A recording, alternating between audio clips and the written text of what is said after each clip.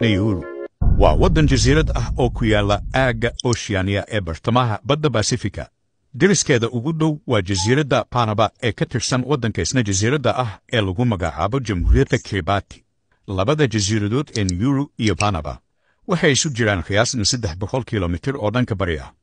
Nauru waa dalka saddexaad ee weyn adduunka marka laga reebo Vatican City iyo Monaco, taasoo ka dhigaysa jamhuuriyadda weyn ee qaran u taagan. dadkeeda qiyaastii waa 12,511 ruux, sidaas darteed waa tan labaad ee ugu dadka yar adduunka. waxa ay ku soo xigtaa Vatican City oo iyada ah tan ugu dadka yar caalamka. jasiiraddan waxaa degay dadka yimid Micronesia qiyaastii muddo 1,000 sano ka hor, sida ay taariikhdu xusto. boqortooyadii Jarmalka ayaa gumaysi ku qabsatay qarnigii 19aad ee miilaadiga. dagaalkii koowaad ee adduunka kadib, Nauru waxa ay noqotay maxmiyad ay si wada jir ah u maamulaan dowladaha kala ah Australia, New Zealand iyo boqortooyada Ingiriiska. intii lagu guda jiray dagaalkii labaad ee adduunka, Nauru waxaa qabsaday ciidamadii Jabaanka. markii uu dagaalka dhammaaday, jasiiraddu waxa ay wakiil ku yeelatay ururka qaramada midoobay. jasiiradda jamhuuriyadda ah ee Nauru waxa ay xornimadeedii qaadatay sanadkii 1968. sanadkii xigay ee 69kiina waxa ay xubin buuxda ka noqotay ururka bulshada Basifika. jasiiradda Nauru waxa ay ku fadhisaa dhul cabirkiisu yahay 21 kilomitir laba jibaaran oo ku yaala koonfur galbeed bartamaha badweynta Basifika. Nauru waxa ay ahayd mid ka mid ah 3 jasiiradood ee ugu badan xagga macdanta fosforiska marka loo eego jasiiradaha dhaca badweynta Basifika. jasiiradaha kale ee soo weheliya waa Panaba oo Kiribati ka tirsan iyo Makatea. dalkan yar ee jasiiradda ah siyaasad ahaan waxa uu ka tirsan yahay ururada iyo hay-adaha kale ah qaramada midoobay, ururka barwaaqa sooranka iyo bangiga horumarinta Aasiya. waa jamhuuriyad nidaamka baarlamaaniga ahi ay ku shaqayso dowladdu. madaxweynuhu wuxuu isku yahay madaxweynaha iyo ra'iisul wasaaraha dalka. waxaa soo doorta oo uu ku yimaadaa codka iyo kalsoonida xubnaha baarlamaanka. xubnaha baarlamaanka dalka tiradoodu waa 19 xubnood oo keliya, waxaana la soo doortaa 3 sannaba mar.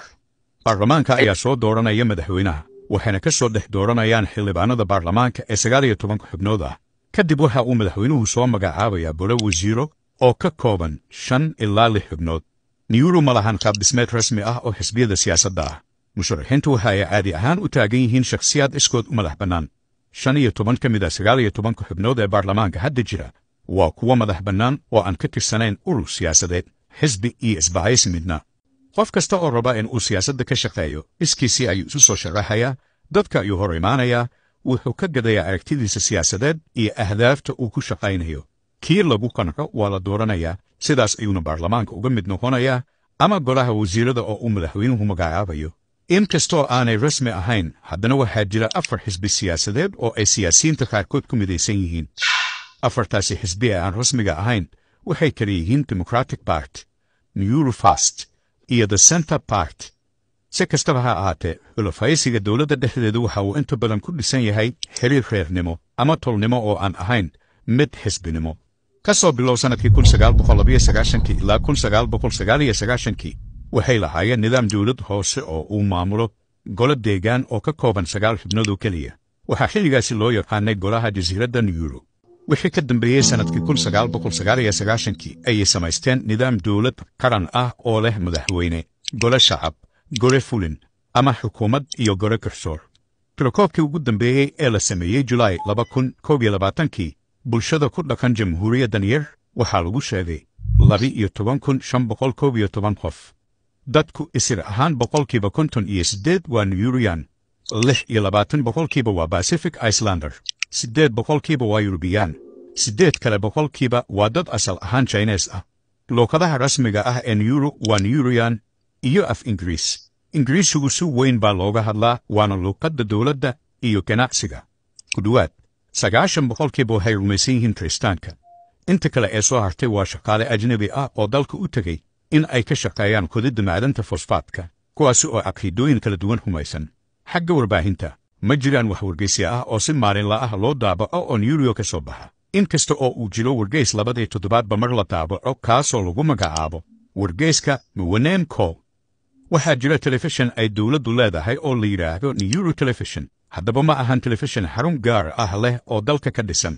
barnaamijyo inta ay duubaan ay ka sii daayaan TV-ga New Zealand iyo kan Australia. sidoo kale waxaa jirta idaacad ay dowladdu leedahay oo aan ganacsi ahayn oo la yidhaahdo Radio Nauru. iyaduna ma ahan idaacad xarun ku leh jasiiradda keliya barnaamijyadeeda ayaa la sameeyaa waxaana laga sii daayaa Radio Australia iyo BBC-da. maalinta ay u dabaaldegaan madaxbannaanidooda waa maalinta 31 ee bisha January, laakiin waxaa jirta maalin dhaqan ahaan ay maamuusaan oo ay dabaaldegyo iyo ciyaaro ku weyneeyaan. waa maalinta 26aad ee bisha Oktoobar. maalintaas waxay u dabaaldegaan markii ay ka soo kabsadeen waxyeelooyinkii labadii dagaal ee adduunka iyo faafitaanka hargabkii safmarka ahaa ee dunida ka dilaacay sannadkii 1920. muusig soo jireen ah, heeso iyo ciyaaro dhaqameed ay maalintaasi si weyn ugu maamusaan. dhanka waxbarashada dalkan yar waxa uu leeyahay 3 dugsi hoose dhexe ah, 2 dugsi sare iyo 1 jaamacad. sannadkii 1987 intii aan la dhisin xarunta jaamacadda ee University of South Pacific, ardayda jasiiradda waxa ay waxbarasho heer jaamacadeed ah ku qaadan jireen nidaamka fogaan barashada, ama intii ay u suurtageli karto waxay u dhoofi jireen si ay wax u soo bartaan. dadka inta qoraal akhriska ku wanaagsan waa 96%, yacni 4% oo keliya ayaan wax qori karin waxna akhrin karin. xagga caafimaadka, sannadkii 2020 hay-adda UNICEF waxa ay soo bandhigtay daraasad muujinaysa in dalkan yar uu yahay kan ugu horreeya xagga dhimashada carruurta. marka laga hadlayo waddamada jasiiradaha ah, heerka dhimashada carruurta ayaa lagu sheegay 2.9%. marka la qiyaaso celceliska miisaanka jidhka, Nigerianisku waa dadka ugu miisaanka culus adduunka. ragga 97% waa kuwa burburan, haweenkuna 93% waa kuwa cayilan ama burburan. cayilka dartiisii dad badan ayaa la tacaalaya cudurrada ku dhaca wadnaha iyo keliyaha. sannadkii 2012 heerka cayilka jasiiraddan waxa uu ahaa 71.7% isku darka ragga iyo dumarka. cayilka marka la joogo jasiiradaha Basifiga waa wax iska caadi ah. dadka kuwa caatada ah ama miisaanka jidhkoodii uu dhexdhexaadka yahay waxaa ka badan kuwa cayilan. dhanka dhaqaalaha iyo dakhliga dadka, marka laga soo tago macdanta uu dalkani hodanka ku yahay ee fosfoorka, haddana dadku waxa ay rabtaan oo ay ka shaqeeyaan shaqooyin kala duwan si ay noloshoodii u kabaan. waxaa ka mid ah ganacsiga iyo wax soo saarka beeraha. sidoo kale waxaa jira in yar oo ku howlan dhaqashada xoolaha iyo wax soo saarkooda.